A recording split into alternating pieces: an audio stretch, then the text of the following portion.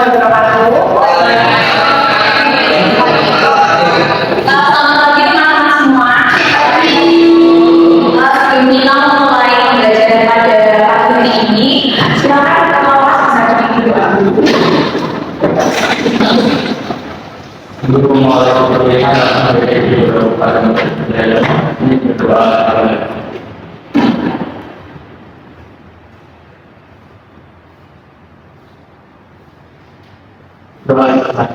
Oke teman-teman, sebelum kita mulai materi kita pada pagi hari ini, masih ingat nggak kita kemarin belajar tentang apa? Ya, Mbak Sita. Untuk belajar teknologi itu tentang gizi postnatal. Ya, betul sekali. Kita kemarin sudah belajar tentang gizi postnatal, ibu setelah melahirkan. Nah, pada kesempatan hari ini kita akan belajar mengenai gizi 1000 APK. Assalamualaikum warahmatullahi wabarakatuh. Hari ini kita akan belajar tentang 1000 hari pertama kehidupan. Berikut uraian subcapaian pembelajaran mata kuliah. Mari kita perhatikan video singkat berikut. 1000 hari pertama kehidupan adalah periode paling kritis dalam kehidupan manusia yang menentukan kualitas kehidupan di masa depan. Mengapa dua anak dengan usia yang sama dapat memiliki kondisi pertumbuhan yang berbeda? Karena pengaruh dari 1000 hari pertama kehidupan yang terdiri dari 270 masa kehamilan dan 730 masa bayi dan baduta. Hal ini juga terkait dengan pentingnya pemberian ASI yang telah tertuang pada Quran Surat Al-Baqarah ayat 233 dan Al-Luqman ayat 14. Kementerian Kesehatan Republik Indonesia menegaskan ada 9 pesan inti dari 1000 hari pertama kehidupan. Yang pertama yaitu makan makanan bergizi saat hamil. Kedua, periksa kehamilan rutin minimal 4 kali. Ketiga, minum tablet tambah darah. Keempat, lakukan inisiasi menyusui dini setelah bayi lahir. Kelima, berikan ASI eksklusif selama 6 bulan. Keenam, timbang bayi setiap bulan. Ketujuh, lengkapi imunisasi dasar lengkap. Kedelapan, lanjutkan ASI hingga usia 2 tahun. Dan kesembilan, berikan MPASI mulai usia 6 bulan. Nah, pada periode 1000 hari pertama kehidupan, itu disebut window of opportunity atau justru window of risk. Jika dilakukan intervensi gizi dan kesehatan yang tepat pada saat 1000 HPK, maka akan memberikan manfaat yang besar bagi kehidupan seseorang. Namun, apabila pada masa-masa 1000 hari pertama kehidupan terjadi kekurangan salah satu zat gizi, maka dampaknya akan terjadi di masa yang akan mendatang, seperti stunting, obesitas, penyakit jantung saat dewasa, hipertensi, diabetes, dan penyakit-penyakit lain. Untuk itu, perlunya dilakukan penilaian status gizi pada saat periode kehamilan yang meliputi pengukuran lingkar lengan atas, yaitu normalnya lebih dari 23,5 cm, penilaian kadar hemoglobin darah yang normalnya lebih dari 11 gram per dl, dan pemantauan indeks massa tubuh yang normalnya 18,5 sampai 24,9. Selanjutnya, untuk indikator status gizi balita, terdiri dari pengukuran panjang badan per usia atau tinggi badan per usia untuk menilai pertumbuhan linier atau tinggi badan anak. Jika skor PB per U atau TB per U berada jauh di bawah standar, ini menjadi indikator utama kejadian stunting atau tumbuh pendek. Yang kedua yaitu BB per U atau berat badan per usia, untuk mengetahui apakah berat badan anak sesuai dengan usianya. Indikator ini sangat sensitif terhadap perubahan mendadak, misalnya karena sakit atau kekurangan asupan. Yang ketiga adalah BB per PB atau berat badan per tinggi badan, menggambarkan proporsi berat badan terhadap tinggi atau panjang badan anak. Nah, saat ini indikator ini digunakan untuk mendeteksi kondisi gizi kurang atau wasting. Pentingnya memenuhi kebutuhan nutrisi pada saat 1000 hari pertama kehidupan, baik berupa mikronutrien maupun makronutrien. Berikut tabel kebutuhan nutrisi pada masa kritis 1000 hari pertama kehidupan. Pemenuhan nutrisi yang baik harus sesuai dengan konsep isi piringku usia MPASI yang diterbitkan oleh Kementerian Kesehatan.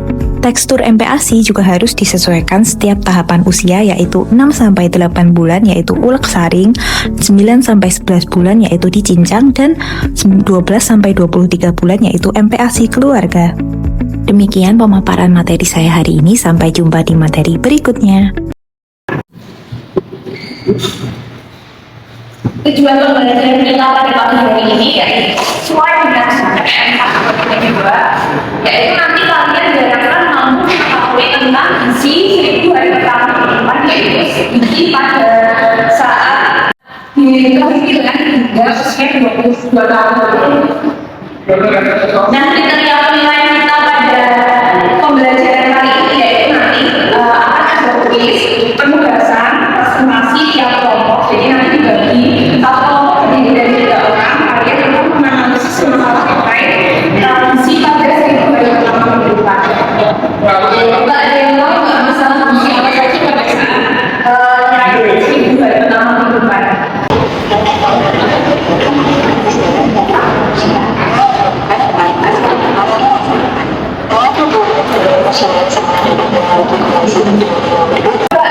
Yang bisa menganalisis kira-kira tadi ada 2 anak dengan umur yang sama tapi memiliki postur tubuh yang berbeda. Yang satu anaknya tinggi dan badannya normal, dan yang satunya itu tampak kurus, letih, lesu, lemas, dan juga tinggi badannya kurang dari normal atau kurang dari atas badannya. Ada yang tahu? Ya, Mbak Rizka, ya betul. Jadi terkait samping.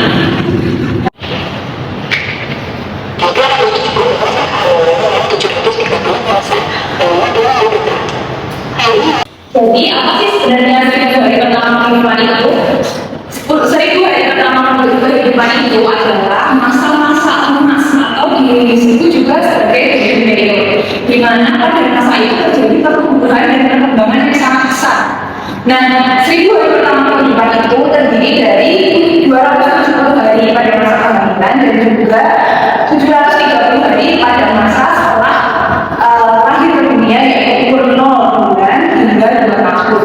Pada saat masa-masa periode emas itu, anak itu membutuhkan zat gizi yang optimal jadi untuk pertumbuhannya. Nah, kenapa sih kita harus mempelajari tentang gizi 1000 hari pertama kehidupan ini? Karena ini sendiri sudah tertuang di Quran surat Al-Baqarah ayat 233, sudah tertuang di Al-Quran, di mana anjuran untuk menyusui bayi hingga umur 2 tahun seperti itu. Dan juga tertuang di Quran surat Al-Luqman ayat 15, yang artinya itu kami perintahkan kepada manusia supaya berbuat baik kepada kedua orang tuanya.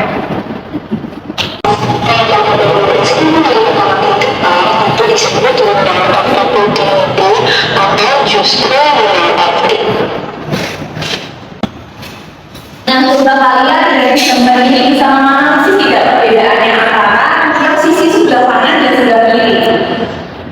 Di sisi sebelah kanan kita bisa melihat ya, namanya istilahnya adalah window of opportunity. Window artinya jendela, opportunity kesempatan. Yaitu jendela seperti jendela yang terbuka pada saat 1000 hari pertama kehidupan itu. Seorang anak apabila diberikan intervensi yang optimal, diberikan nutrisi yang adekuat dan cukup makan, kemudian dari itu akan optimal. Jadi kemudian dari itu akan tumbuh dengan optimal, keduanya optimal, memiliki daya tahan tubuh yang bagus dan juga akan memiliki kemampuan berpikir atau otak yang lebih cerdas atau mengaku. Dan sebaliknya yang sebagai atau window of risiko artinya risiko. Kita tahu bahwa di saat seperti gambar ini ya, jadi pada saat 1000 hari pertama kehidupan itu seorang anak tidak mendapatkan nutrisi yang optimal dari berikan ASI, lalu tidak diberikan nutrisi yang adekuat, MPASI yang memenuhi standar itu pada saat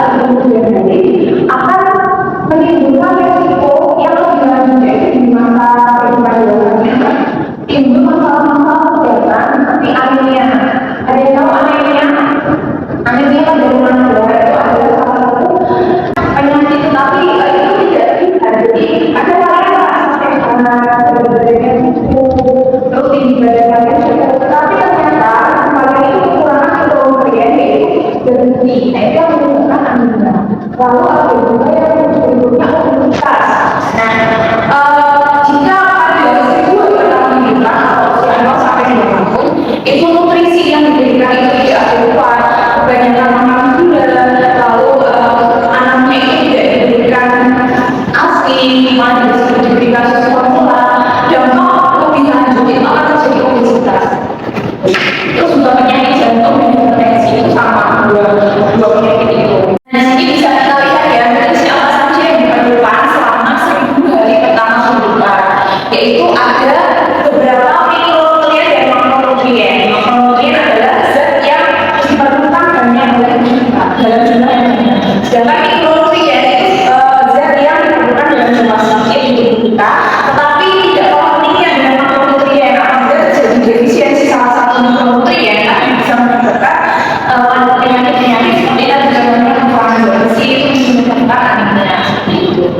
Nah, coba ada yang tahu makronutrien itu apa saja? Ada yang tahu salah satu makronutrien yang fungsinya? Ya, silakan Mas Kakak. Ya. Ya teman-teman, setelah kita tadi belajar tentang gizi 1.000 hari pertama kehidupan, silakan itu sudah berkelompok ya, satu kelompok 5 orang, nanti didiskusikan terkait dengan masalah-masalah gizi, yaitu tadi ada anemia, stunting, wasting, kwashiorkor, marasmus, seperti itu. Jadi setiap kelompok nanti sudah saya beri soal, dianalisis terkait dengan kasus apa yang terjadi di balita tersebut. Nanti silakan ditulis skornya. Setelah itu diberikan analisis penyebab masalah gizi tersebut, misal dia terkena anemia, sebagainya dia seperti apa. Lalu diberikan intervensi gizinya. Jadi harus kalian sebagai ahli gizi harus memberikan apa, harus memberikan edukasi seperti apa terkait dengan masalah gizi tersebut, dan juga dampaknya ke depan apabila masalah gizi itu tidak tertangani. Sampai di sini ada yang ditanyakan dulu terkait tugas selanjutnya. Ya ya, oke silakan bisa mulai berdiskusi.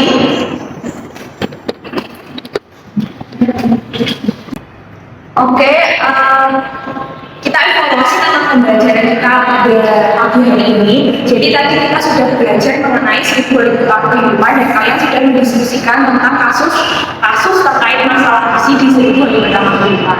Silakan minggu depan bisa kita presentasikan bersama satu kelompok satu. Ada yang ini ditanyakan lagi? Tidak ada. Kalau begitu saya rasa untuk perkuliahan pada pagi hari ini kurang lebihnya mohon maaf. Wassalamualaikum